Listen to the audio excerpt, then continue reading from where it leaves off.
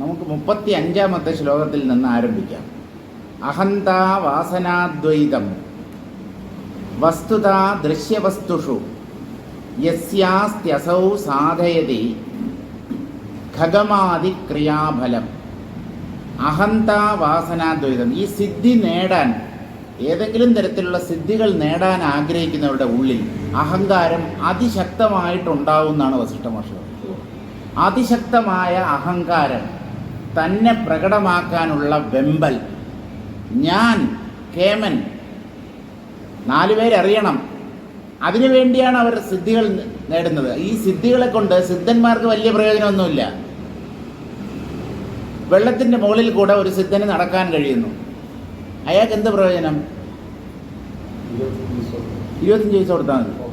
അതെ, 25 പൈസ കൊടുത്ത് വള്ളത്തിൽ കയറിയാൽ അപ്പുറത്ത് പോവാം. അതിനുവേണ്ടി മനുഷ്യ ജീവിതത്തിലെ വിലപ്പെട്ട 25 വർഷങ്ങൾ ഒരു സിദ്ധൻ വേസ്റ്റാക്കി എന്നാണ് ശ്രീരാമകൃഷ്ണ പരമഹംസൻ അദ്ദേഹത്തിൻ്റെ ജീവിതത്തിൽ നടന്ന ഒരു സംഭവമാണ്. 4 കൊടുത്താൽ തീരാവുന്ന കേസേ ഉള്ളൂ.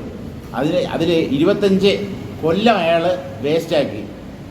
ഒരാളുടെ ആയുസ് 100 വർഷം എന്നെടുത്താൽ തന്നെ 25% പോയി, 4 പോയി. അപ്പോൾ ഇതൊന്നും ജ്ഞാനികൾക്ക് ദഹിപ്പിക്കാൻ പറ്റുന്ന കാര്യങ്ങളല്ല. ജ്ഞാനികൾ ഇങ്ങനെയൊന്നും ചെയ്യാറില്ല. അവർ ഉള്ളിൽ തന്നെ ഒടുങ്ങിയവരാണ്. ഞാനെന്ന ഭാവത്തെ ഉള്ളിൽ തന്നെ അടക്കി പരമമായ ശാന്തിയിൽ സ്ഥിതി ചെയ്യുന്നവരാണ് ജ്ഞാനികൾ. അഹന്താ വാസനാദ്വൈതം വസ്തുതാ ദൃശ്യവസ്തുഷു, ഉള്ളിൽ അഹങ്കാരം അതിശക്തമായിട്ടുണ്ട്. പ്രപഞ്ചത്തെ സത്യമാണെന്ന് കരുതുകയും ചെയ്യുന്നു. ഈ മറ്റുള്ളവർ സത്യമാണ് എന്ന് വിചാരിക്കുന്നത് കൊണ്ടാണല്ലോ അവരുടെ മുമ്പിൽ താൻ ആളാകാൻ ശ്രമിക്കുന്നത്, ഇല്ലേ? 4 പേരെ കാണിക്കണം എന്ന് പറഞ്ഞാൽ അവരൊക്കെ വാസ്തവമാണ്, ഈ ലോകം സത്യമാണ്, അവരുടെ മുമ്പിൽ ഞാൻ കേമനാകണം. അപ്പോൾ പ്രപഞ്ചത്തെ സത്യമാണ് എന്ന് കരുതുന്നു. ഉള്ളിൽ ഞാൻ എന്ന വാസന അതിശക്തമായിട്ടിരിക്കുന്നു. ഇങ്ങനെ ദ്വൈതത്തിൽ മുങ്ങിക്കുളിച്ച് നിൽക്കുന്നവരാണ് അവർ. യോഗികളോ സിദ്ധന്മാരോ ആരോ ആയിക്കോട്ടെ, ഈ സിദ്ധികളെ നേടാനും അവയെ മറ്റുള്ളവരുടെ മുമ്പിൽ പ്രദർശിപ്പിക്കാനും ശ്രമിക്കുന്നവർ കടുത്ത അഹങ്കാര വാസനയുടെ അടിമകളാണ്. യസ്യാസ്ത്യസൗ സാധയതി ഖഗമാദി ക്രിയാഫലം. ആകാശസഞ്ചാരം, വ്യോമഗമനം, അങ്ങനെയുള്ള സിദ്ധികളൊക്കെ നേടാൻ പറ്റും. ആ സിദ്ധികൾ നേടിയത് കൊണ്ട് മാത്രം ഒരാൾ അജ്ഞാനത്തെ അതിവർത്തിക്കുന്നില്ല. അജ്ഞാനം അതിശക്തമായി ഉള്ളിൽ പ്രവർത്തിക്കുന്നത് കൊണ്ടാണ് ഇങ്ങനെയുള്ള സിദ്ധികളിൽ ഇവർക്ക് താത്പര്യം ജനിക്കുന്നത്. സിദ്ധിലക്ഷണ ദൃശ്യവസ്തുഷു അഹം ഭോക്താസ്യാം ഇത്യഹന്താവാസനാലക്ഷണം ദ്വൈതം പരിച്ഛിന്ന ആത്മകൽപ്പനം യസ്യാസ്തി സ ഖേജര സിദ്ധ്യാദി ക്രിയാഫലം സാധയതീത്യർത്ഥഃ. ആരാണ് ആകാശസഞ്ചാരം മുതലായ സിദ്ധികൾക്കായി പരിശ്രമിക്കുന്നത് എന്ന് ചോദിച്ചാൽ, സിദ്ധി ലക്ഷണം, സിദ്ധി, തനിക്കൊരു സിദ്ധിയുണ്ട്, അത് വാസ്തവമാണ്, അത് തൻ്റെ സിദ്ധിയാണ്. ഈശ്വരനെ മറക്കുന്നു. ലോകത്തിൽ എന്തെന്ത് കഴിവുകൾ, എന്തെന്ത് ശക്തിവിശേഷങ്ങൾ പ്രകടമാകുന്നോ അതെല്ലാം ഈശ്വരൻ്റെയാണ് എന്നറിയുന്നവൻ ഒരിക്കലും ഈ സിദ്ധിജാലങ്ങളുടെ പുറകെ പോവില്ല. അപ്പോൾ ഇതെല്ലാം സത്യമാണ്, ദൃശ്യം സത്യമാണ്. അഹം ഭോക്താസ്യാം, ഞാൻ ഒരു വ്യക്തിയാണ്, എൻ്റെ മഹിമ 4 പേരറിയണം, അല്ലെങ്കിൽ ഞാൻ അറിയിച്ചു കൊടുക്കും, അവരെ അറിയിക്കും, അവരിൽ നിന്ന് ഞാൻ ബഹുമാനവും ആദരവും പിടിച്ചു വാങ്ങിക്കും. ഇങ്ങനെയൊക്കെ വിചാരമുള്ളവരാണ് സിദ്ധികളുടെ പുറകെ പോകുന്നത്. അഹന്താ വാസനാലക്ഷണം, അവരുടെ ഉള്ളിൽ അഹന്ത കട്ടിപിടിച്ചിരിക്കുന്നു എന്ന് വേണം മനസ്സിലാക്കാൻ. അവർ ദ്വൈതത്തെ ഇനിയും അതിവർത്തിച്ചിട്ടില്ല. പരിച്ഛിന്ന ആത്മകൽപ്പനം, തന്നെ പരിമിതനായ ഒരു വ്യക്തിയായി ഇപ്പോഴും കാണുന്നത് കൊണ്ടാണ് ആ വ്യക്തിത്വത്തെ മറ്റുള്ളവരുടെ മുമ്പിൽ പ്രദർശിപ്പിക്കാൻ ഈ കൂട്ടർ ശ്രമിക്കുന്നത്. അവർക്ക് ഈ സാധനകളിലൂടെ പല സിദ്ധികളും നേടാൻ പറ്റും. ജ്ഞാനം ഉണ്ടെങ്കിലേ സിദ്ധി നേടാവൂ എന്നില്ല. അജ്ഞാനികൾ പലരും സിദ്ധികൾ നേടിയിട്ടുണ്ട്. ജ്ഞാനികളിൽ പലരും ഇങ്ങനെയുള്ള സിദ്ധികൾ പ്രകടിപ്പിച്ചതായി ചരിത്രം പറയുന്നു. ഇപ്പോൾ ജ്ഞാനത്തിൻ്റെ ഒരു ഉപോത്പന്നമായി, ഒരു ബൈ പ്രോഡക്റ്റായിട്ട് ഒരു പക്ഷേ സിദ്ധികൾ ഉണ്ടാവാം. അത് എപ്പോഴെങ്കിലും അവർ ഈ സിദ്ധികൾ വേണം എന്ന് ആഗ്രഹിച്ചിട്ടുണ്ടാവും. അങ്ങനെയുള്ള വ്യക്തികളെ തേടിയാണ് ഈ സിദ്ധികൾ എത്തുന്നത്. ഒരിക്കലും സിദ്ധികൾ വേണ്ട, എനിക്ക് ആത്മജ്ഞാനം മാത്രമേ ആവശ്യമായിട്ടുള്ളൂ എന്ന് തീരുമാനിച്ച് സാധന തുടങ്ങുന്ന ഒരു വ്യക്തിക്ക് ആത്മജ്ഞാനം മാത്രമേ ലഭിക്കൂ. അങ്ങനെയുള്ള വ്യക്തികൾക്ക് സിദ്ധികൾ ഒരിക്കലും വരില്ല. നമ്മൾ ആഗ്രഹിക്കാത്തതൊന്നും ദൈവം നമുക്ക് തരികയില്ല. ഇത് നല്ലതുപോലെ മനസ്സിലാക്കണം. നമ്മൾ എരന്ന് വാങ്ങിയതാണ് നമ്മൾ അനുഭവിക്കുന്ന സുഖവും ദുഃഖവും. നമ്മൾ എരന്ന് വാങ്ങിയതാണ്. ദുഃഖം ഞാൻ എരന്നിട്ടില്ലല്ലോ, ദുഃഖം ഞാൻ ഭഗവാനോട് ചോദിച്ചിട്ടില്ലല്ലോ എന്ന് പറഞ്ഞാൽ സുഖം നിങ്ങൾ ആഗ്രഹിച്ചോ? യഥാർത്ഥ സുഖത്തെ, ആത്മസുഖത്തെയാണോ നിങ്ങൾ ആഗ്രഹിച്ചത്? അല്ല. ഈ ദ്വൈത പ്രപഞ്ചത്തിലുള്ള അല്പമായ ഇന്ദ്രിയ സുഖങ്ങളെയാണ് മിക്കവാറും മനുഷ്യർ ആഗ്രഹിക്കുന്നത്. ആ സുഖത്തെ ആഗ്രഹിക്കുന്നവന് ദുഃഖം ഫ്രീ.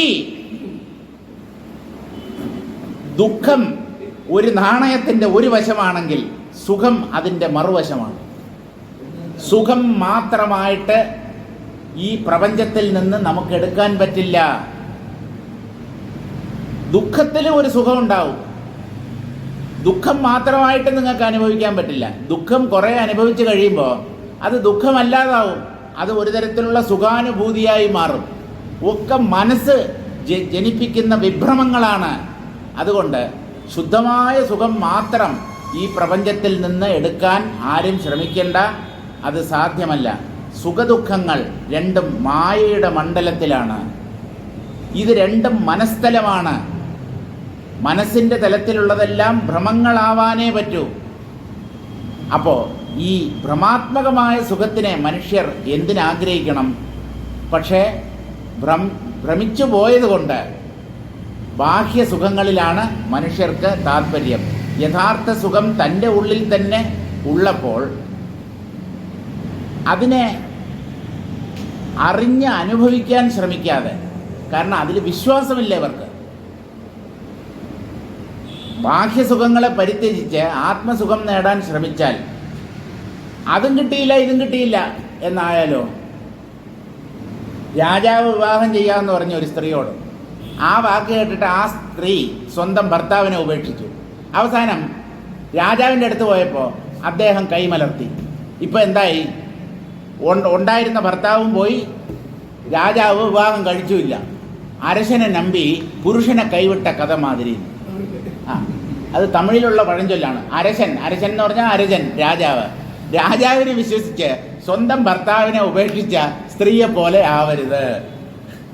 അങ്ങനെയാണ് ആളുകൾ വിചാരിക്കുന്നത്. കാരണം ഈ സുഖം ഉള്ളിലാണ്. ഇതൊന്നും ആളുകൾക്ക് അത്ര ദഹിക്കുന്ന കാര്യങ്ങളല്ല. ഇതൊക്കെ ആളുകൾ കേട്ട് രസിക്കുമെന്നല്ലാതെ ഇതിലൊന്നും വലിയ ശ്രദ്ധയോ വിശ്വാസമോ ഒന്നും മനുഷ്യർക്ക് ഉണ്ടാവാറില്ല. ശ്രദ്ധ എന്ന് പറയുന്നത് ഈശ്വര കൃപ കൊണ്ടുണ്ടാവേണ്ടതാണ്.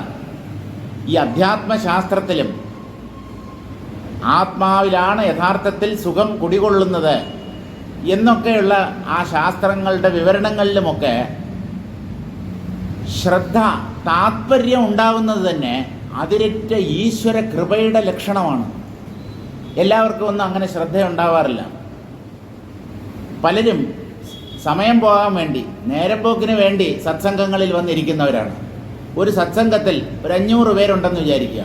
ഈ 500 പേരിൽ യഥാർത്ഥ ഭക്തൻ അല്ലെങ്കിൽ ശരിക്കും ജ്ഞാനം നേടണം എന്ന് താത്പര്യമുള്ളവർ എത്ര പേരുണ്ടാവും? നമ്മുടെ തീർത്ഥവാദം ഉണ്ടല്ലോ കോട്ടയ്ക്കകത്ത്. അവിടെ മിക്കവാറും ഇപ്പോഴെന്തെങ്കിലും പരിപാടി ഉണ്ടോയെന്നറിയില്ല, ഇപ്പോൾ ഒന്നുമില്ല. ഊട്ടി അവിടെ തീർത്ഥവാദ മണ്ഡപത്തിൽ എന്തെങ്കിലും ഒരു ഫംഗ്ഷൻ, അതെന്തായാലും ശരി, ഡാൻസോ പാട്ടോ ആധ്യാത്മിക പ്രസംഗമോ എന്ത് തന്നെയായാലും കുറേ വയസ്സായ ആൾക്കാരുണ്ട്. അവർ വൈകുന്നേരമാകുമ്പോൾ തീർത്ഥവാദ മണ്ഡപത്തിൻ്റെ മുമ്പിലെത്തും. അതിനകത്ത് എന്ത് കൂത്ത് നടന്നാലും അവർ കയറിയിരുന്ന് ഇങ്ങനെ കണ്ടുകൊണ്ടിരിക്കും, അല്ലെങ്കിൽ കേട്ടുകൊണ്ടിരിക്കും. അതവരുടെ സ്വഭാവമാണ്. അവർ പ്രത്യേകമായി ഈ ആധ്യാത്മിക പ്രഭാഷണത്തിനായി വരുന്നവരല്ല. അവർക്ക് ആ സ്ഥലത്തെത്തണം, തീർത്ഥവാദ മണ്ഡപത്തിൽ എത്തണം. അവിടെ എന്ത് ഷോ നടക്കുന്നുണ്ടോ അത് കണ്ടുകൊണ്ടിരിക്കും. അങ്ങനെയാണ്. ചിലരങ്ങനെയല്ല. അവർക്ക് ചില താത്പര്യങ്ങൾ, ചില ഇഷ്ടങ്ങളുണ്ടാവും. ആ ഇഷ്ടങ്ങൾ പൂർത്തീകരിക്കാനായി അവർ പല സ്ഥലങ്ങളിലും ചെല്ലും. ചിലർക്ക് പാട്ടിനോടാവും കമ്പം, ചിലർക്ക് നൃത്തം കാണുന്നതിന് ആയിരിക്കും ഇഷ്ടം, ചിലർക്ക് ആധ്യാത്മിക പ്രഭാഷണം കേൾക്കുന്നതിലാവും അവരുടെ ശ്രദ്ധ. അപ്പോൾ എവിടെയൊക്കെ ഈ ആധ്യാത്മിക പ്രഭാഷണം നടക്കുന്നുണ്ടോ, അതായത് അവർക്ക് ഇഷ്ടമായ വിഷയം എവിടെയൊക്കെ ഉണ്ടോ അവിടെയൊക്കെ ആ കൂട്ടർ ചെല്ലും, അതിൽ പങ്കെടുക്കും, അല്ലെങ്കിൽ കേൾക്കും, കേട്ട് രസിക്കും. അപ്പോൾ ലോകർ പലതരക്കാരാണ്, പലതരമാണ്. ഓരോരുത്തരുടെയും അഭിരുചികളും വ്യത്യസ്തങ്ങളാണ്. അപ്പോൾ നമ്മൾ ആരെയും കുറ്റം പറയുകയല്ല. അവരവർക്ക് ഇഷ്ടപ്പെട്ടത്. ചീട്ടുകളി ഇഷ്ടമുള്ളവൻ എപ്പോഴും ചീട്ട് കളിക്കും. അവനൊരു പ്രത്യേക സെറ്റുണ്ടാവും. അവരെല്ലാം കൂടെ ഒരു സ്ഥലത്ത് ഒത്തുകൂടും, ചീട്ട് കളിച്ച് രസിക്കും. പണ്ടൊക്കെ ഇതായിരുന്നല്ലോ, മറ്റേ ഗ്രാമപ്രദേശങ്ങളിലൊക്കെ ഏതെങ്കിലും മരത്തിൻ്റെ ചുവട്ടിലിരുന്ന് ചീട്ട് കളിക്കും. ചിലർ പണം വെച്ച് കളിക്കും, ചിലർ പണം ഇല്ലാതെ കളിക്കും.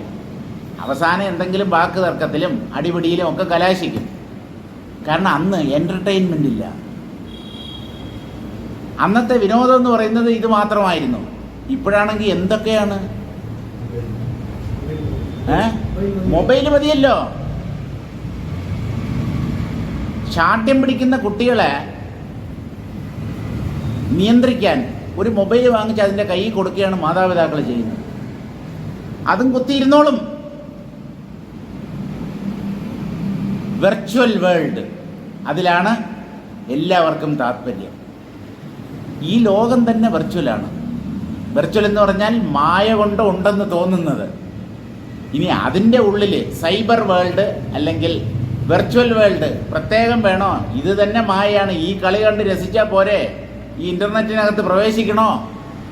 പക്ഷേ പടങ്ങൾ, ശബ്ദങ്ങൾ, പഞ്ചതന്മാത്രകളിലാണ് മനുഷ്യരുടെ മനസ്സ് കുടുങ്ങുന്നത്. ശബ്ദ, സ്പർശ, രൂപ, രസഗന്ധങ്ങൾ. അപ്പോൾ ലോകം ഇങ്ങനെയൊക്കെയാണ്.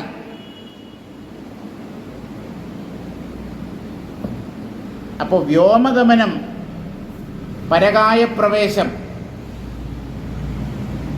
പിന്നെ വെള്ളത്തിൻ്റെ മുകളിൽ കൂടെ നടക്കുക, ഇങ്ങനെയുള്ള പലതരം സിദ്ധികൾ അജ്ഞാനികൾക്ക് പോലും നേടാവുന്നതേയുള്ളൂ.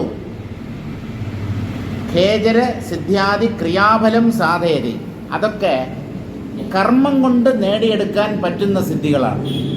ഏത് സിദ്ധിയും കർമ്മം എന്ന വാക്കിൻ്റെ അകത്ത് പെടും.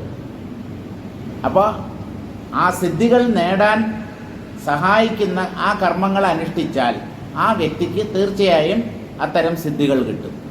ജ്ഞാനം എന്നുള്ളത് ഒരു സിദ്ധിയല്ല, അത് വസ്തുതയാണ്, യാഥാർത്ഥ്യമാണ്, പരമസത്യമാണ്. ഉള്ളതിനെ അറിയുക എന്നുള്ളത്. മറ്റുള്ളതൊക്കെ അകത്ത് കടന്ന് കളിക്കുന്ന കളികളാണ്. ഉള്ളതിനെ അറിയുന്നില്ല മനുഷ്യർ. സത്യമറിയണം. അതാണ് മനുഷ്യ ജീവിതത്തിൻ്റെ ലക്ഷ്യം.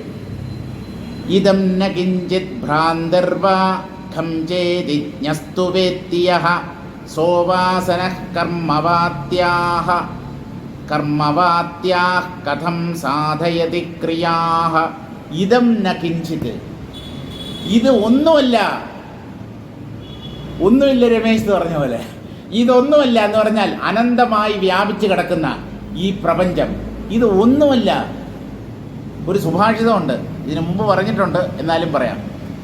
ഇതോ ന കിഞ്ചിത് പരതോ ന കിഞ്ചിത് യതോ യതോ യാമി തതോ ന കിഞ്ചിത് വിചാര്യ പശ്യാമി ജഗന്ന കിഞ്ചിത് സ്വാത്മാവബോധാദധികം ന കിഞ്ചിത്. ഇതോ ന കിഞ്ചിത്, ഇവിടെയില്ല എന്ന് പറഞ്ഞാൽ നമ്മൾ ജീവിക്കുന്ന ഈ ഭൂമി, ഈ ലോകത്ത് കാണുന്ന കാഴ്ചകൾ, ഇതിലൊന്നും ഒരു കഴമ്പുമില്ല. ഇത് വെറുതെ ഉണ്ടെന്ന് തോന്നുന്നതാണ്. ശരി, ഇവിടുന്ന് മരിച്ചുപോയി പരലോകത്തെത്തിയാലോ അവിടെയുള്ള കാഴ്ചകൾ വാസ്തവമാണോ? അതും ഇതുപോലെ മിഥ്യയാണ്. പരതോന കിഞ്ചിത്, പരലോകത്തും ഒന്നുമില്ല, വെറും ഭ്രമം. കാനൽ ജലം പോലെ ഉണ്ടെന്ന് തോന്നുന്ന കാഴ്ചകളെ പ്രപഞ്ചത്തിൻ്റെ ഏത് മൂലയിൽ ചെന്നാലും നമുക്ക് കാണാൻ കഴിയുകയുള്ളൂ. അപ്പോൾ ഇവിടെയും ഒന്നുമില്ല, അവിടെയും ഒന്നുമില്ല, ഇഹലോകത്തും ഒന്നുമില്ല, പരലോകത്തും ഒന്നുമില്ല. ഇതോന കിഞ്ചിത് പരതോന കിഞ്ചിത്, യതോ യതോ യാമി തതോന കിഞ്ചിത്. ഞാൻ എവിടെ എവിടെ ചെല്ലുന്നുവോ, എങ്ങോട്ട് ഞാൻ പോകുന്നുവോ, ഏത് ഗ്രഹത്തിലോ ഏത് നക്ഷത്രത്തിലോ ഞാൻ ചെന്നിറങ്ങിയാലും അതെല്ലാം മായയുടെ മണ്ഡലത്തിനകത്താണ്, മായയ്ക്കകത്താണ്. ഏത് ദൃശ്യവും, അത് പുറമേയുള്ള ദൃശ്യങ്ങളായാലും ഉള്ളിൽ തെളിയുന്ന ദൃശ്യമായാലും. ഞാൻ ഇന്നലെ ധ്യാനിച്ചുകൊണ്ടിരിക്കുമ്പോൾ ഭഗവാന്റെ ദിവ്യരൂപം കണ്ടു. അദ്ദേഹം എന്നോട് സംസാരിച്ചു. നിങ്ങൾ കണ്ടത് കള്ളമാണ്. അല്ല, ഭഗവാന്റെ രൂപം, അദ്ദേഹം എന്നോട് സംസാരിക്കുന്നതായി, ഭഗവാൻ നിങ്ങളോട് സംസാരിക്കുന്നതായിട്ട് സ്വപ്നം കണ്ടൂടെ? ഇത് ഉണർന്നിരിക്കുമ്പോൾ നിങ്ങൾ കണ്ട ഒരു സ്വപ്നം, അതിൽ കവിഞ്ഞ് അതിന് വലിയ പ്രാധാന്യമൊന്നുമില്ല. മനസ്സ് രചിക്കുന്ന വിഭ്രമങ്ങളാണ്. അല്ല, മനസ്സ് ദൈവത്തിൻ്റെ രൂപവും ദൈവം നമ്മോട് സംസാരിക്കുന്നതായും ഒക്കെയുള്ള ഭ്രമം ജനിപ്പിക്കുമോ എന്ന് ചോദിച്ചാൽ, ജനിപ്പിക്കുന്നതിൽ എന്താ വിരോധം? മനസ്സിന് സാധിക്കാത്തതൊന്നുമില്ല. അപ്പോൾ എവിടെ എവിടെ ഞാൻ പോകുന്നുവോ അവിടെയെല്ലാം ഒന്നുമില്ല. ഞാൻ കാണുന്നത് മായാദൃശ്യങ്ങളെ മാത്രം. മായാദൃശ്യങ്ങളിൽ കഴമ്പില്ല, വെറുതെ ഉണ്ടെന്ന് തോന്നുന്നവയാണ് ഈ ദൃശ്യങ്ങളെല്ലാം തന്നെ. അതുകൊണ്ട് ഞാൻ എന്ത് ചെയ്തു? ഇപ്പോൾ വിചാര്യ പശ്യാമി, ഞാൻ തത്വവിചാരം ചെയ്തു. തത്വവിചാരം ചെയ്ത് തത്വവിചാരത്തിൻ്റെ പശ്ചാത്തലത്തിൽ ആ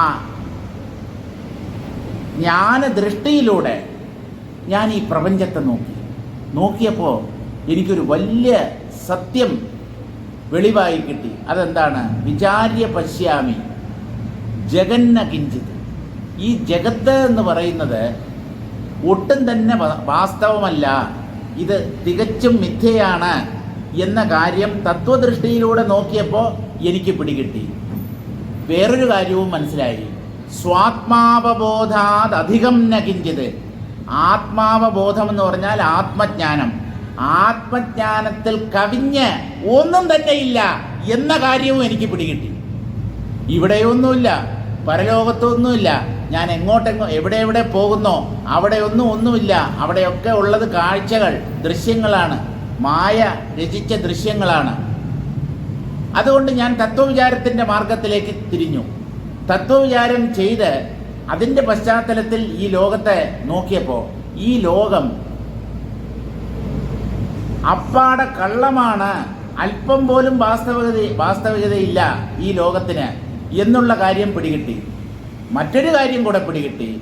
ആത്മജ്ഞാനത്തെക്കാളും ശ്രേഷ്ഠമായി മഹത്തരമായി വേറൊന്നുമില്ല എന്ന ഒരു സത്യവും ഞാൻ മനസ്സിലാക്കി.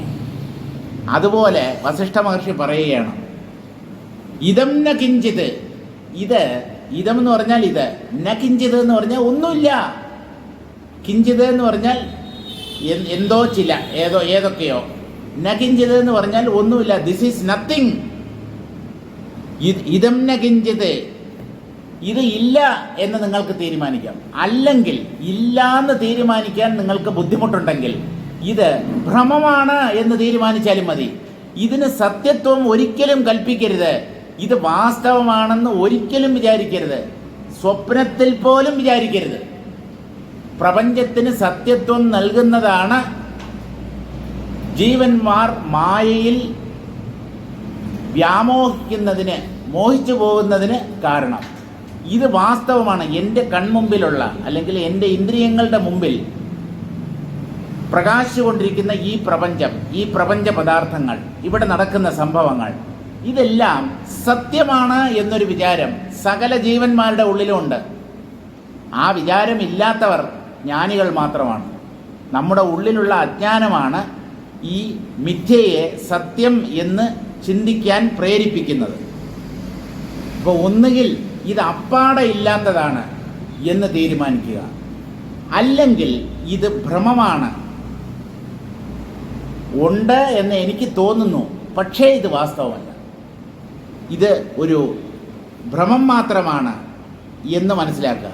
ഖം ചേതി ന്യസ്തു വേത്തിയഃ, ഇത് വെറും ശൂന്യതയാണ് എന്ന് ജ്ഞാനി മനസ്സിലാക്കുന്നു. ജ്ഞാനികൾ മാത്രമാണ് ആ വസ്തുത വേണ്ട പോലെ ഗ്രഹിക്കുന്നത്. അങ്ങനെ പ്രപഞ്ചവും പ്രപഞ്ച ദൃശ്യങ്ങളും ഇവിടെ നടക്കുന്ന സംഭവങ്ങളും എല്ലാം സ്വപ്നസദൃശം, സ്വപ്നം പോലെ കഴമ്പില്ലാത്ത കാഴ്ചകളാണ് എന്ന് മനസ്സിലാക്കുന്ന വ്യക്തിയാണ് ജ്ഞാനി.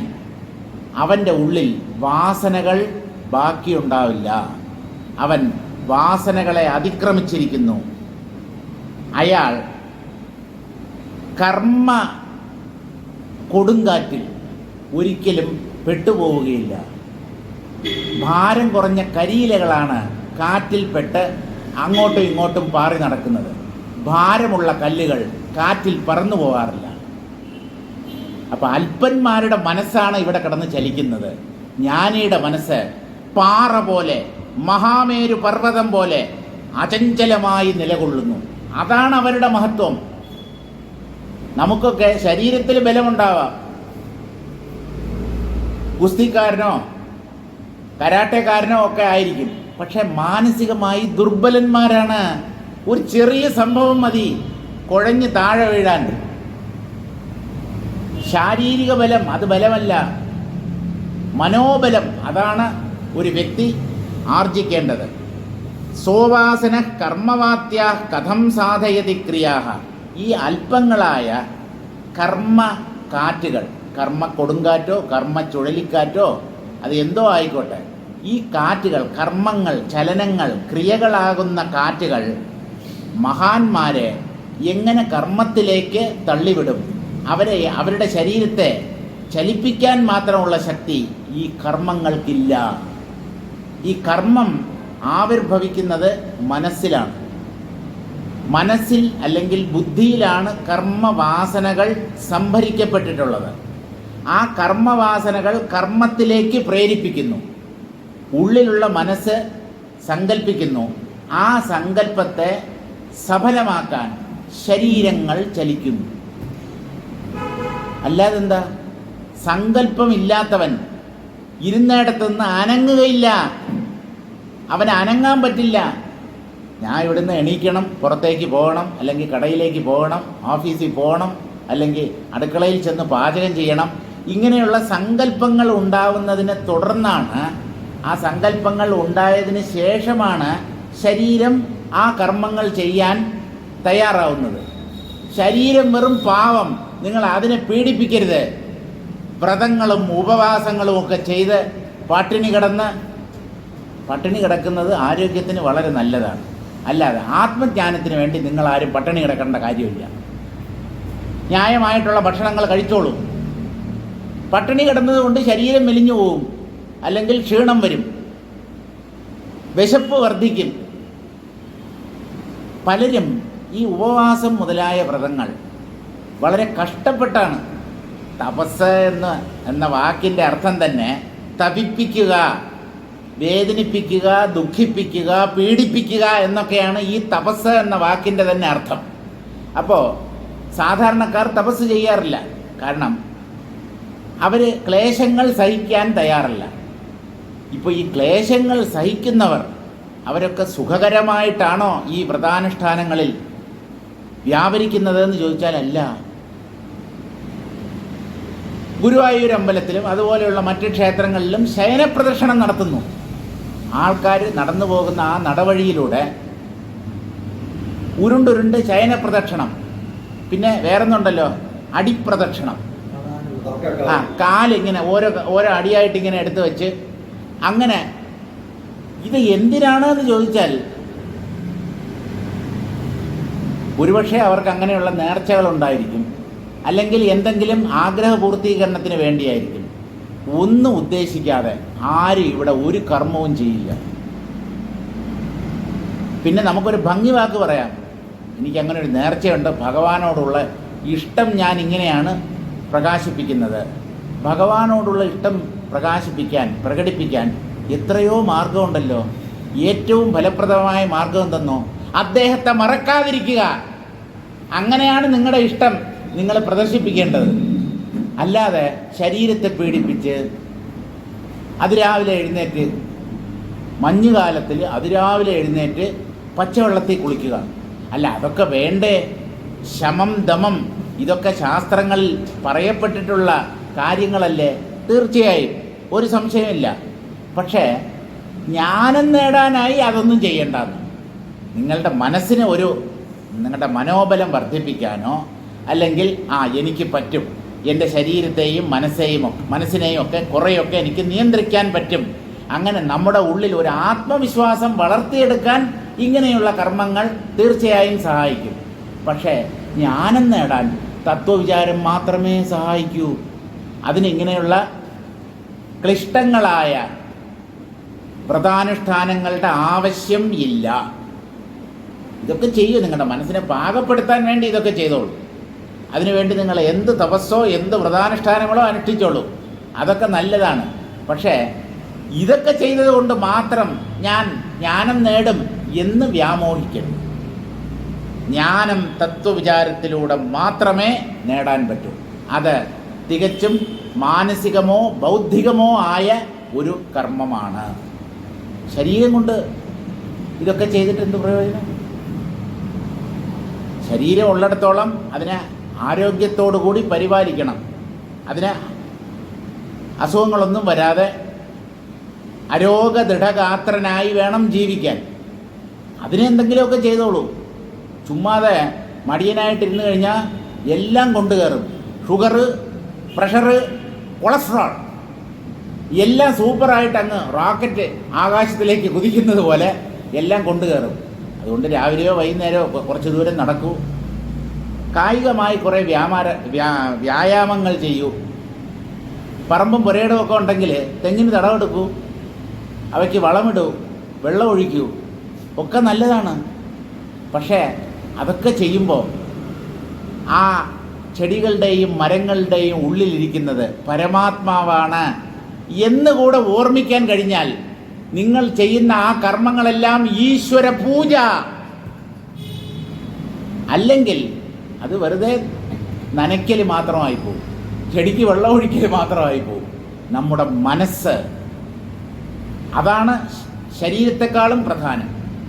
ആ മനസ്സിൽ ഉദാത്തമായ ഭാവനകൾ, ഈശ്വര ചിന്തകൾ, തത്വവിചാരങ്ങൾ കർമ്മം ചെയ്യുമ്പോൾ അതും കൂടെ നമുക്ക് ഇവയോട്, ഈ ശാരീരിക കർമ്മങ്ങളോടുകൂടി ചേർക്കാൻ കഴിഞ്ഞാൽ ആ കർമ്മങ്ങൾ കൂടുതൽ ഉജ്ജ്വലങ്ങളായിത്തീരും. സോവസാന കർമ്മവാത്യ കഥം സാധയതി ക്രിയാഹ. ജ്ഞാനിയെ കർമ്മക്കാറ്റുകൾക്ക് എങ്ങനെ ചലിപ്പിക്കാൻ കഴിയും? ജ്ഞാനിക്ക് കർമ്മം കൊണ്ട് ഒന്നും ആകേണ്ടതില്ല, ഒന്നും നേടാനില്ല അദ്ദേഹത്തിന്. അതെന്തുകൊണ്ട്? പലരും കർമ്മം കൊണ്ട് പലതും നേടുന്നുണ്ടല്ലോ. കർമ്മം കൊണ്ട് നേടുന്നതൊക്കെ നശ്വരങ്ങളായിരിക്കും, എന്നെങ്കിലും നശിച്ചു പോകുന്നവയായിരിക്കും. നശിക്കുന്നവയെ സ്വന്തമാക്കിയിട്ട് എന്ത് പ്രയോജനം? നശിക്കാത്ത എന്തെങ്കിലും ഉണ്ടോ? ഉണ്ട്. അതാണ് ആത്മാവ് അഥവാ ബ്രഹ്മം. അതിനെക്കുറിച്ചുള്ള അറിവ് നേടി താൻ അതാണ് എന്ന സത്യം മനസ്സിലാക്കുന്നതിൽ കവിഞ്ഞ് എന്ത് പുരുഷാർത്ഥമാണുള്ളത്? പുരുഷാർത്ഥം എന്ന് പറഞ്ഞാൽ ഒരു മനുഷ്യൻ ജീവിതത്തിൽ നേടേണ്ടത്, സാധിക്കേണ്ടത് എന്നാണ് അർത്ഥം. സ്വപ്രയത്നത്തിലൂടെ ഒരു വ്യക്തി ജീവിതത്തിൽ നേടേണ്ടതാണ് ഈ പുരുഷാർത്ഥങ്ങൾ. 4 പുരുഷാർത്ഥങ്ങളുണ്ട്: ധർമ്മം, അർത്ഥം, കാമം, മോക്ഷം. ധാർമ്മികമായി ജീവിക്കണം. അധർമ്മത്തിൻ്റെ പാതയിൽ ഒരിക്കലും നാം സഞ്ചരിക്കരുത്. ധാർമ്മികമായി ജീവിക്കുമ്പോൾ കുറേ പണം സമ്പാദിക്കാം, തെറ്റൊന്നുമില്ല. ജീവിക്കാൻ പൈസ വേണം. അപ്പോൾ ധാർമ്മികമായി ജീവിച്ചുകൊണ്ട് സ്വത്ത് സമ്പാദിക്കുക അല്ലെങ്കിൽ ധനം സമ്പാദിക്കുക. എന്തിനാണത്? ന്യായമായ അല്ലെങ്കിൽ ധാർമ്മികമായ കാമനകളെ പൂർത്തീകരിക്കാൻ. ആഗ്രഹങ്ങളിലും ധാർമ്മികം അധാർമികം എന്നുള്ള വേർതിരിവുണ്ട്. മനുഷ്യൻ്റെ ഉള്ളിൽ വരുന്ന ആഗ്രഹങ്ങൾ, ആശകൾ, അതിലും 2 തരമുണ്ട്. ധാർമ്മികമായവ, ന്യായമായ ആഗ്രഹങ്ങൾ, അധാർമികമായ ആഗ്രഹങ്ങൾ. അധാർമികമായ ആഗ്രഹങ്ങളെ ഒരിക്കലും പൂർത്തീകരിക്കാൻ ശ്രമിക്കരുത്. ധാർമ്മികമായ ആശയെ മാത്രമേ മനുഷ്യർ പൂർത്തീകരിക്കാൻ ശ്രമിക്കാവൂ, സഫലമാക്കാൻ ശ്രമിക്കാവൂ.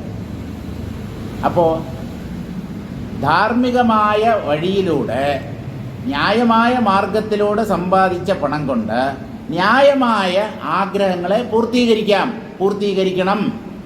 അതിൽ തെറ്റില്ല. ഇതെല്ലാം കഴിഞ്ഞാൽ അവസാനം ഇനി എന്തെങ്കിലും മനുഷ്യ ജീവിതത്തിൽ സാധിക്കേണ്ടതായിട്ടുണ്ടോ? ഉണ്ട്. 4 പുരുഷാർത്ഥങ്ങളുണ്ടെങ്കിലും അതിൽ പരമപുരുഷാർത്ഥം എന്ന് അറിയപ്പെടുന്നത് 4ാമത്തെ പുരുഷാർത്ഥമാണ്. ധർമ്മ, അർത്ഥ, കാമ, മോക്ഷങ്ങളിൽ അവസാനത്തേത് മോക്ഷമാണ്. ആ മോക്ഷം എന്നുള്ള പരമപുരുഷാർത്ഥത്തെയും ഒരു വ്യക്തി ജീവിതത്തിൽ നേടണം. മോക്ഷത്തെ നേടാതെ ആദ്യം പറഞ്ഞ 3 പുരുഷാർത്ഥങ്ങളെ മാത്രം സഫലമാക്കിയത് കൊണ്ട്, നേടിയത് കൊണ്ട് ജീവിതധന്യത നേടാൻ കഴിയില്ല. പരമ്പരകളിൽ നിന്ന് രക്ഷപ്പെടണം. അതാണ് മോക്ഷം എന്ന് പറയുന്നത്. അത് ജ്ഞാനത്തിലൂടെയേ നേടാൻ പറ്റൂ. ആ ജ്ഞാനം തത്വവിചാരത്തിലൂടെയേ സാധ്യമാവൂ. തത്വവിചാരം പവിത്രമായ മനസ്സിന് മാത്രമേ ചെയ്യാൻ പറ്റൂ. അതുകൊണ്ട് മനസ്സിനെ ശുദ്ധീകരിക്കുക. എന്ത് വില കൊടുത്തും മനസ്സിനെ പവിത്രമാക്കി നിലനിർത്തുക. ആ മനസ്സിൻ്റെ പവിത്രതയാണ് ഒരാളെ തത്വവിചാരം ചെയ്യുന്ന കാര്യത്തിൽ സഹായിക്കുന്നത്. അശുദ്ധമായ മനസ്സ് ഒരിക്കലും തത്വമാർഗത്തിൻ്റെ പാത പിന്തുടരുകയില്ല. അതുകൊണ്ട് മനസ്സിനെ ശുദ്ധീകരിക്കൂ. മനസ്സിനെ എങ്ങനെയാണ് ശുദ്ധീകരിക്കുക? സത്കർമ്മങ്ങളിലൂടെ, പുണ്യപ്രവൃത്തികളിലൂടെ. അപ്പോൾ ജ്ഞാനിയെ ഈ കർമ്മക്കാറ്റുകൾ ഒരു തരത്തിലും ബാധിക്കുന്നില്ല. അദ്ദേഹത്തിൻ്റെ ശരീരത്തെ ചലിപ്പിക്കാൻ മാത്രമുള്ള വേഗത ഈ കാറ്റുകൾക്ക്, കർമ്മക്കാറ്റുകൾക്ക് ഇല്ല. ഇതും സിദ്ധിജാതം നകിഞ്ചിത് തുച്ഛം. ഈ സിദ്ധികളുടെ സമൂഹങ്ങൾ, പലതരം സിദ്ധികളുണ്ട്. പരേങ്കിത ജ്ഞാനം, ഒരാളുടെ മനസ്സിൽ എന്താണ് അയാൾ ചിന്തിക്കുന്നത് എന്ന് നമുക്ക് ടിവിയിലോ വീഡിയോയിലോ കാണുന്നത് പോലെ വ്യക്തമായി അറിയാൻ പറ്റും. ഇയാളുടെ ഉള്ളിലൂടെ ഇന്ന ചിന്തകളാണ് കടന്നു പോകുന്നത്. നമ്മുടെ ഉള്ളിലുള്ള ചിന്തകളെ നമ്മൾ അറിയുന്നത് പോലെ അന്യരുടെ ഉള്ളിലുള്ള ചിന്തകളെ അറിയാൻ പറ്റും. അതിനെയാണ് പരേങ്കിത ജ്ഞാനം എന്ന് പറയുന്നത്. അതൊക്കെ ഓരോ തരം സിദ്ധികളാണ്. പ്രധാനപ്പെട്ട 8 സിദ്ധികളാണ് അഷ്ടമഹാസിദ്ധികൾ എന്ന് പറയുന്നത്. അതിൻ്റെ ഉപവിഭാഗങ്ങളായി അനേകം സിദ്ധികളുണ്ട്. അപ്രത്യക്ഷനാകാൻ കഴിയുക, പെട്ടെന്ന് ഒരു സ്ഥലത്ത് ഇവിടെ നിന്ന് മറഞ്ഞുപോയി വേറൊരു സ്ഥലത്ത് പ്രത്യക്ഷപ്പെടുക എന്ന് പറഞ്ഞാൽ ഇവിടെ മുങ്ങി വേറൊരു സ്ഥലത്ത് പൊങ്ങുക എന്നർത്ഥം. കുറ്റവാളികളാണ് അങ്ങനെ സാധാരണ ചെയ്യുന്നത്. ഒരു സ്ഥലത്ത് കുറ്റം ചെയ്തിട്ട് മുങ്ങും, വേറൊരു സ്ഥലത്ത് പൊങ്ങും. ഇതങ്ങനെയല്ല. ശരീരത്തെ പെട്ടെന്ന് ഒരു സ്ഥലത്ത് നിന്നും അപ്രത്യക്ഷമാക്കി വേറൊരു സ്ഥലത്ത് പ്രത്യക്ഷപ്പെടുത്തുക. ഇതൊക്കെ സിദ്ധികളാണ്. ഇതൊക്കെ എങ്ങനെയെന്ന് ചോദിച്ചാൽ മനസ്സിന് പറ്റാത്തതൊന്നുമില്ല. എല്ലാ സിദ്ധികളുടെയും ഉറവിടം മനസ്സാണ്. ആ സിദ്ധികളെ പുറമേ കൊണ്ടുവരാനായി നമുക്ക് പല സാധനങ്ങളും ചെയ്യേണ്ടതായി വരുന്നു. ഒക്കെ ഉള്ളിൽ നിന്ന് വരുന്ന സിദ്ധികളാണ്. പുറമേ നിന്ന് നമുക്ക് ഒരു സിദ്ധിയും ലഭിക്കുകയില്ല.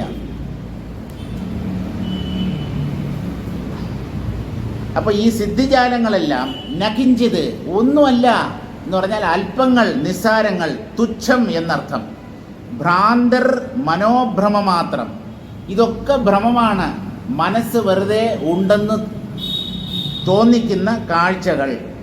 ആ സിദ്ധിജാലങ്ങളുടെ പുറകെ സത്യം കണ്ട ജ്ഞാനികൾ ഒരിക്കലും പോകാറില്ല. അവർ ആ സിദ്ധിജാലങ്ങളിൽ ഭ്രമിക്കാറുമില്ല.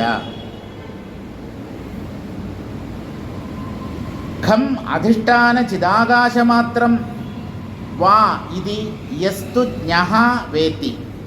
ഈ പ്രപഞ്ചത്തെയും സാധനകളിലൂടെ ഒരാൾ നേടുന്ന സിദ്ധിജാലങ്ങളെയും ഒക്കെ തുച്ഛം, അല്ലെങ്കിൽ അവ തികച്ചും ഇല്ലാത്തത് മായയാണ് എന്ന് ഒരു വ്യക്തി മനസ്സിലാക്കുന്നു. അതോടൊപ്പം ഇതെല്ലാം ചിതാകാശത്തിലെ വെറും കാഴ്ചകൾ, ബോധാകാശത്തിലെ ബ്രഹ്മമാകുന്ന ആ വിഹായസിലെ വെറും ഭ്രമദൃശ്യങ്ങളാണ്. ഞാൻ ആ ബോധമാണ്, എന്നിൽ കാണുന്ന ഇല്ലാത്ത കാഴ്ചകൾ എന്നാണ് ജ്ഞാനി ഈ സിദ്ധിജാലങ്ങളെയും മറ്റും വിലയിരുത്തുന്നത്. യസ്തു ജ്ഞഃ വേത്തി, ഇങ്ങനെ ഏതൊരു ജ്ഞാനിയാണോ അറിയുന്നത് അയാളാണ് വാസനകൾ നശിച്ച വ്യക്തി എന്ന് പറയപ്പെടുന്നത്. വാസനകളില്ലാത്തവൻ. ഏറ്റവും വലിയ വാസന ഈ അഹങ്കാരമാണ്. തന്നെ 4 പേരുടെ മുമ്പിൽ പ്രദർശിപ്പിക്കണം. തൻ്റെ അറിവുകൾ മറ്റുള്ളവർ ആവശ്യപ്പെടാതെ തന്നെ ഇവർ പ്രദർശിപ്പിച്ചുകൊണ്ടേയിരിക്കും. ചില സംസ്കൃത പണ്ഡിതന്മാർക്ക് ഇങ്ങനെയുള്ള ദൂഷ്യവശമുണ്ട്. അവരെന്ത് ചെയ്യുന്നറിയാവോ? അവർക്ക് സംസ്കൃത പാണ്ഡിത്യമുണ്ട് എന്ന് മറ്റുള്ളവരെ ധരിപ്പിക്കും. അതുകൊണ്ടെന്താ, 4 പേര് കൂടുന്ന സ്ഥലങ്ങളിൽ ഇവർ വരും. ഇവർ വന്നിട്ട് ആരും ആവശ്യപ്പെടാതെ തന്നെ നാരായണീയത്തിലെ ഓരോ ശ്ലോകങ്ങളായി ഇങ്ങനെ ചൊല്ലാൻ ആരംഭിക്കും. സാന്ദ്രാനന്ദാവബോധാത്മകമനുപമിതം എന്നാരംഭിക്കും. ഈ കേട്ട് നിൽക്കുന്നവർക്ക് ഇതിൽ അശേഷം താല്പര്യമില്ല. പലരും ഇയാളിങ്ങനെ ആരംഭിക്കുമ്പോൾ തന്നെ അവിടെ നിന്ന് സ്ഥലം വിടും.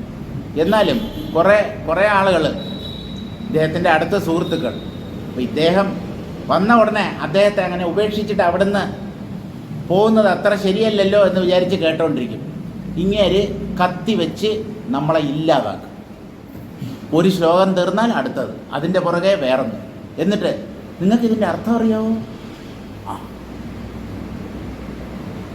മിക്കവാറും ആൾക്കാർക്ക് ഇതിൻ്റെ ഒന്നും അർത്ഥം അറിയില്ല.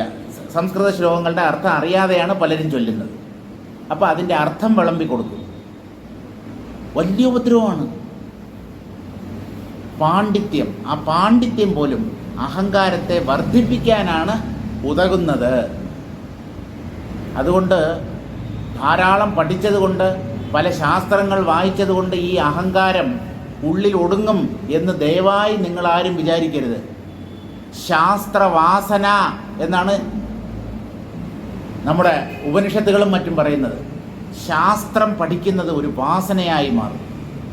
ആ ഉപനിഷത്ത്, ഈ ഉപനിഷത്ത്, ബ്രഹ്മസൂത്രം, ഭഗവത്ഗീത എല്ലാം കൂടെ പഠിച്ചിട്ട് ഒരിടത്ത് അടങ്ങി അവനവൻ്റെ ഉള്ളിൽ തന്നെ മുങ്ങിക്കിടക്കുമോ എന്ന് ചോദിച്ചാൽ അല്ല.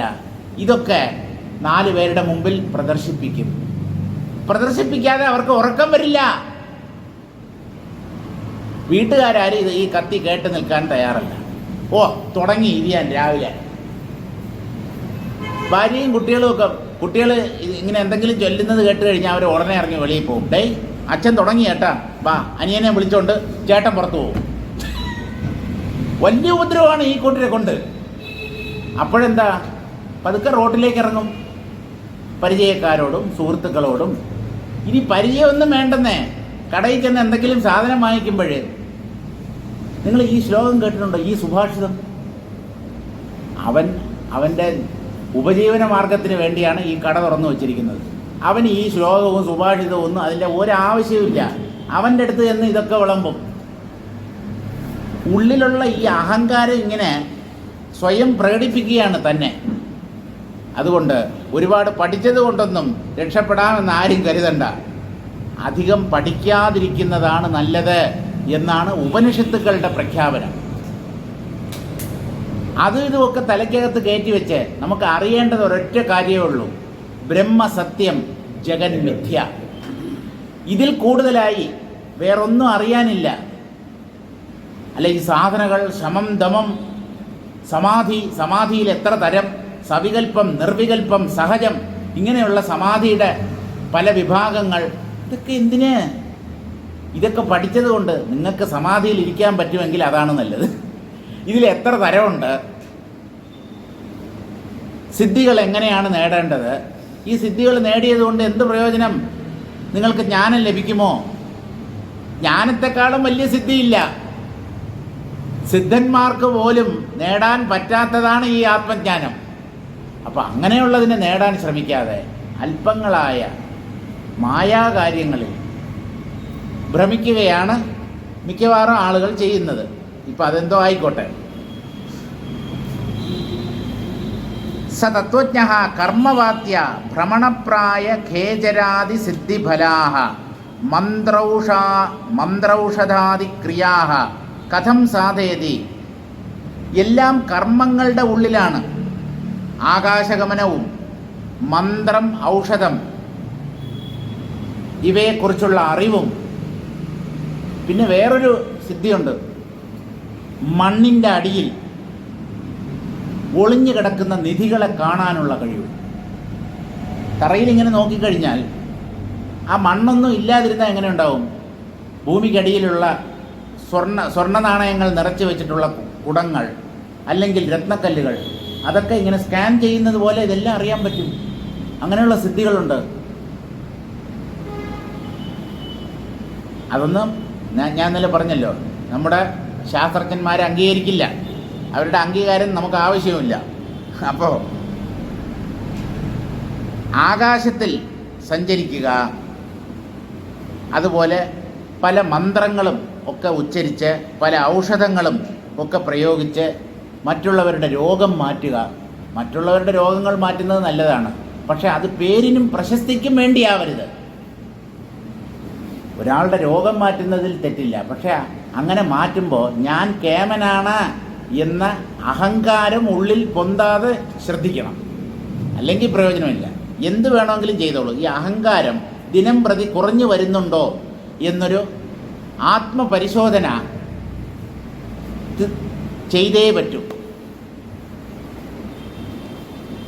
അപ്പോൾ ഇങ്ങനെയുള്ള മായാമണ്ഡലത്തിലുള്ള സിദ്ധികളെ ഒരു ജ്ഞാനി ഒരിക്കലും നേടാൻ ആഗ്രഹിക്കുകയില്ല.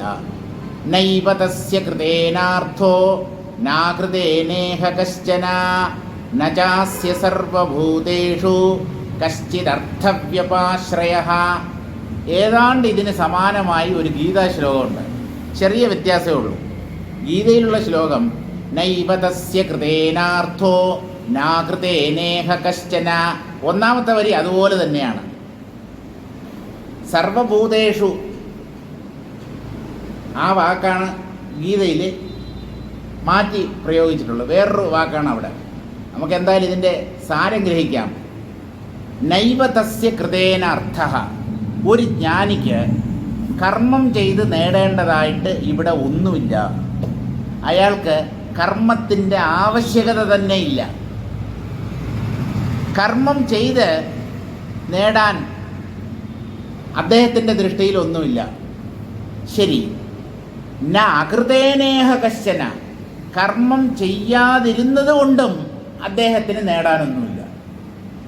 അതായത് കർമ്മം ചെയ്താലും ചെയ്തില്ലെങ്കിലും അദ്ദേഹത്തിൻ്റെ മാനസിക അവസ്ഥ തുല്യമാണ്. ഒരു മാറ്റവുമില്ല. നമ്മൾ അങ്ങനെയല്ല. ചില കാര്യങ്ങൾ ചെയ്തു കഴിഞ്ഞാൽ സന്തോഷം ഉണ്ടാവും. അതുപോലെ ചില കാര്യങ്ങൾ ചെയ്യാതിരുന്നാലും സന്തോഷമുണ്ടാവും. എപ്പോഴും കർമ്മം ചെയ്താലേ സന്തോഷം ഉണ്ടാവൂ എന്ന് നിയമമില്ല. ചില കാര്യങ്ങൾ ചെയ്യുമ്പോൾ, ചില കാര്യങ്ങൾ ചെയ്യാതിരിക്കുമ്പോൾ നമുക്ക് സന്തോഷം ഉണ്ടാവാറുണ്ട്. അതുപോലെ ചില കാര്യങ്ങൾ ചെയ്യുമ്പോൾ ദുഃഖം, ചില കാര്യങ്ങൾ ചെയ്യാതിരിക്കുമ്പോഴും ദുഃഖം. അപ്പോൾ കർമ്മവുമായി ബന്ധപ്പെട്ടതല്ല ഈ സുഖദുഃഖങ്ങൾ. ഈ സുഖദുഃഖങ്ങൾ മനസ്സ് രചിക്കുന്ന വെറും ഭ്രമങ്ങളാണ്. അതിന് പ്രത്യേകിച്ച് ലോജിക്കൊന്നുമില്ല, യുക്തിയൊന്നുമില്ല. ഈ മനസ്സ് ചില സമയത്ത് സന്തോഷിക്കുന്നു, ചില സമയത്ത് ദുഃഖിക്കുന്നു. യുക്തിയില്ല എന്ന് പറഞ്ഞാൽ നമ്മൾ ചെയ്ത പുണ്യപാവങ്ങളാണ് ഈ സുഖദുഃഖങ്ങൾക്ക് കാരണം എന്നുള്ളതുണ്ട്. പക്ഷേ ഒരു കാരണവുമില്ലാതെ ഒരു വ്യക്തി സന്തോഷിക്കുന്നു, ചിലപ്പോൾ കാരണമില്ലാതെ തന്നെ അകാരണമായി ദുഃഖിക്കുകയും ചെയ്യുന്നു. ഇതെന്തുകൊണ്ടെന്ന് ചോദിച്ചാൽ കർമ്മവാസനകൾ, ചെയ്ത ദുഷ്കൃതം എന്നൊക്കെ പറഞ്ഞാലും നമുക്കൊരു പ്രത്യേകിച്ചൊരു കാരണം കണ്ടുപിടിക്കാൻ പറ്റുന്നില്ല ആ ദുഃഖിക്കുന്ന അല്ലെങ്കിൽ സുഖിക്കുന്ന വ്യക്തിക്ക്. അപ്പം ജ്ഞാനിക്ക് എന്തെങ്കിലും ചെയ്തത് കൊണ്ടോ ചെയ്യാതിരിക്കുന്നത് കൊണ്ടോ ഒരു പ്രയോജനവുമില്ല. നചാസ്യ സർവഭൂതേഷു കശ്ചിദർത്ഥവ്യപാശ്രയഃ. ആരെയെങ്കിലും രക്ഷിക്കാനോ ശിക്ഷിക്കാനോ ജ്ഞാനി ഒരിക്കലും തയ്യാറാവുകയില്ല. അദ്ദേഹത്തിന് ഈ ലോകത്തെ നന്നാക്കണമെന്നും ഉദ്ദേശമില്ല, ഈ ലോകത്തെ നശിപ്പിക്കണമെന്നും ഉദ്ദേശമില്ല. ഈ ലോകം തികച്ചും ഇല്ലാത്തതാണ്, ഭ്രമമാണ് എന്നാണ് അദ്ദേഹത്തിൻ്റെ വിലയിരുത്തൽ. കർമ്മം അതുപോലെ ഭ്രമമാണ്. നിശ്ചലമായ ആത്മതത്വത്തിൽ എങ്ങനെ ചലനമുണ്ടാവും? ആത്മാവിൽ കർമ്മം യഥാർത്ഥത്തിൽ സാധ്യമല്ല. പിന്നെ ഈ കാണുന്നതോ അത് വെറും ഭ്രമം. മരുഭൂമിയിൽ കാനൽ ജലം കാണപ്പെടുന്നു, അവിടെ യഥാർത്ഥത്തിൽ ജലമുണ്ടാവാനുള്ള സാധ്യതയില്ല. പക്ഷേ നമ്മൾ വ്യക്തമായി കാണുന്നു അത് തോന്നലോ ഭ്രമമോ മാത്രമാണ്. വെള്ളമില്ലാത്ത സ്ഥലത്ത് വെള്ളം ഉണ്ടെന്ന് തോന്നുന്നത് ഭ്രമമല്ലാതെ പിന്നെ എന്താണ്? അപ്പം ജ്ഞാനി കർമ്മത്തെയും കർമ്മഫലങ്ങളെയും പ്രപഞ്ച പദാർത്ഥങ്ങളെയും സുഖദുഃഖങ്ങളെയും എല്ലാം ഭ്രമമാണ് എന്ന് തീരുമാനിച്ച് ഉപേക്ഷിച്ചിരിക്കുന്നു മാനസികമായി. പുറമേ അദ്ദേഹം കർമ്മം ചെയ്യും, പക്ഷേ ഉള്ളിൽ ഒരു കർമ്മം ചെയ്യാനുള്ള ത്വര, പ്രേരണ അദ്ദേഹത്തിൻ്റെ ഉള്ളിലില്ല. നമ്മുടെ ഉള്ളിൽ ഈ ത്വര അല്ലെങ്കിൽ പ്രേരണ, ഉള്ളിൽ നിന്ന് എന്തോ ഒന്ന് നമ്മെ കർമ്മം ചെയ്യാൻ പ്രേരിപ്പിക്കുന്നു. അതിനെ അതിജീവിക്കുക വലിയ ബുദ്ധിമുട്ടാണ്. കർമ്മവാസനകളെ അതിജീവിക്കുക വലിയ പ്രയാസമാണ്. അത് പൂർണ്ണമായ വാസനാനാശം സംഭവിക്കുമ്പോൾ മാത്രമേ അത് സാധ്യമാവൂ. നമ്മുടെ ചൊൽപ്പടിക്ക് നമ്മുടെ മനസ്സ് നിൽക്കുക എന്നുള്ളത്, മനസ്സിൻ്റെ ചൊൽപ്പടിക്ക് മനസ്സിൻ്റെ അടിമകളായിട്ടാണ് എല്ലാ ജീവന്മാരും ഇവിടെ കഴിയുന്നത്. അപ്പോൾ കർമ്മം ചെയ്തതുകൊണ്ടോ ചെയ്യാത്തതുകൊണ്ടോ ജ്ഞാനിക്ക് ലാഭമോ നഷ്ടമോ ഇല്ല. നതദസ്തി പൃഥിവ്യാം വാ ദിവി ദേവേഷു വാ ക്വചിത് യദുദാര മനോവൃത്തേർലോഭായ വിദിതാത്മനഃ. നതദസ്തി പൃഥിവ്യാം വാ ദിവി ദേവേഷു വാ ക്വചിത്. ഈ ഭൂമിയിലോ അല്ലെങ്കിൽ സ്വർഗത്തിലോ അല്ലെങ്കിൽ ദേവന്മാരുടെ മധ്യത്തിലോ ഒരു ജ്ഞാനി അഭിലഷിക്കുന്നതായിട്ട് ഒന്നും തന്നെ ഇല്ല. ഇഹലോകത്തുള്ളതും വേണ്ട അദ്ദേഹത്തിന്, പരലോകത്തുള്ളതും വേണ്ട. ദേവന്മാർ അനുഭവിക്കുന്ന സുഖഭോഗങ്ങൾ അതും അദ്ദേഹത്തിന് ആവശ്യമില്ല. ഇതൊന്നും കൊണ്ട് അദ്ദേഹത്തിൻ്റെ ഉള്ളിൽ ലോഭമുണ്ടാവുന്നില്ല. ലോഭമെന്ന് പറഞ്ഞാൽ ആർത്തി, കൊതി, ഇതൊക്കെ അനുഭവിക്കണം എന്നുള്ള അത് ജ്ഞാനിയുടെ ഉള്ളിൽ ഉണ്ടാകാറില്ല. യദുദാര മനോവൃത്തേഹേ, അദ്ദേഹം ഉദാരമായ മനോവൃത്തിയുടെ ഉടമയാണ്. ഉദാരമായ മനോവൃത്തി എന്ന് പറഞ്ഞാൽ ശ്രേഷ്ഠമായത്. ശ്രേഷ്ഠമായ വിചാരം എന്ന് പറയുന്നത് തത്വവിചാരം തന്നെയാണ്. പ്രപഞ്ചം മായയാണ്, ആത്മാവ് മാത്രമാണ് സത്യം. പ്രപഞ്ച രൂപത്തിൽ കാണപ്പെടുന്നത് ബ്രഹ്മമാണ്. ഇതാണ് ഉദാരമായ ചിന്ത, ഉദാരവൃത്തി എന്ന് പറയുന്നത്. ആ ഉദാരവൃത്തിയോട് കൂടിയ ഒരു ജ്ഞാനിക്ക് ഉള്ളിൽ ഒരിക്കലും ലോഭചിന്തകൾ ഉണ്ടാകാറില്ല. കാരണം അദ്ദേഹം ആത്മാവിനെ അറിഞ്ഞിരിക്കുന്നു. എല്ലാം തൻ്റെ തന്നെ പ്രകടനങ്ങളാണ്, താനായിരിക്കുന്ന ആത്മാവിൻ്റെ പ്രകടനങ്ങൾ. അപ്പോൾ തന്നെ താൻ എന്തിന് നേടാൻ ആഗ്രഹിക്കണം? എനിക്ക് എന്നെ നേടണം എന്ന ഒരു ചിന്ത ആർക്കും ഉണ്ടാവാറില്ല. എന്തുകൊണ്ട്? ഞാൻ ഇപ്പോഴേ ഞാനാണ്. ഞാനല്ലാത്ത ഒന്നിനെയാണ് ഏത് വ്യക്തിയും നേടാൻ ശ്രമിക്കുന്നത്. അതുപോലെ ഉപേക്ഷിക്കാൻ ശ്രമിക്കുന്നതും താനല്ലാത്ത, തന്നിൽ നിന്ന് അന്യമായ മറ്റൊന്നിനെയാണ്. എനിക്ക് എന്നെ സ്വീകരിക്കുകയോ ഉപേക്ഷിക്കുകയോ ചെയ്യേണ്ട കാര്യമില്ല. എന്തുകൊണ്ടെന്നാൽ ഞാനാണ്. ഞാൻ എന്നെ സ്വീകരിക്കേണ്ട കാര്യമുണ്ടോ? ഇപ്പോഴേ ഞാനെന്നുള്ള അനുഭവമുണ്ട്, ഞാനൊരു വ്യക്തിയാണ്. അപ്പോൾ ആ ഞാനെന്നുള്ള ഭാവത്തെ ഞാൻ പുതിയതായി സ്വീകരിക്കേണ്ട കാര്യമില്ല. എനിക്ക് എന്നെ വിടാൻ പറ്റുമോ? എനിക്ക് എന്നെ ഉപേക്ഷിക്കാൻ പറ്റുമോ? അല്ല, അഹങ്കാരത്തെ ത്യജിക്കാൻ പറ്റുമല്ലോ. അങ്ങനെ പറയൂ. അഹങ്കാരം നിങ്ങളല്ല, നിങ്ങൾ ആത്മാവാണ്. അഹങ്കാരം നിങ്ങളിൽ നിന്ന് വ്യത്യസ്തമായിരിക്കുന്നത് കൊണ്ടാണ് നിങ്ങൾക്ക് അതിനെ ത്യജിക്കാൻ പറ്റുന്നത്. ഇവിടെ തന്നെ തന്നെ ത്യജിക്കാൻ പറ്റില്ല എന്നാണ് വേദാന്ത ശാസ്ത്രം പറയുന്നത്. താനെന്ന് പറഞ്ഞാൽ താനാകുന്ന ആത്മാവ്. ആത്മാവിന് ആത്മഭാവത്തെ ഉപേക്ഷിക്കാൻ പറ്റില്ല. ആത്മഭാവത്തെ സ്വന്തമാക്കേണ്ട കാര്യവുമില്ല. കാരണം അത് എപ്പോഴും ആത്മാവാണ്.